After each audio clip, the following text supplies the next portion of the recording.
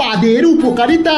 পাদের মাধ্যমে আসল বন্ধু চেনা যায়, কারণ যে বন্ধু তোমার পাদ মারার পর তোমার পাদের দুর্গন্ধ সহ্য করে তোমার সাথেই বসে থাকবে, সেই হচ্ছে তোমার আসল বন্ধু।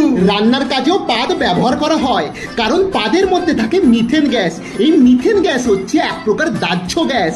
তাই অনেকে নিজের পাদকে সিলিন্ডারের মধ্যে জমা করে, তারপর ওই সিলিন্ডারে থাকা পাদের গ্যাস দিয়ে রান্নার ওভেন জ্বালিয়ে রান্না করে। নেশার কাজেও পাদ ব্যবহার করা হয়, কারণ অনেকে পাদ মারার সময় নিজের হাতকে নিজের পোদের কাছে নিয়ে যায়, তারপর নিজের হাতের উপরে পেদে সেই হাতকে শুকিয়ে পাদের গন্ধের মাধ্যমে নেশা করে। শরীরের ওজন কমানোর জন্য পাদ ব্যবহার করা হয়, কারণ শরীরের মধ্যে গ্যাস জমে জমে আমাদের ওজন বেড়ে যায়।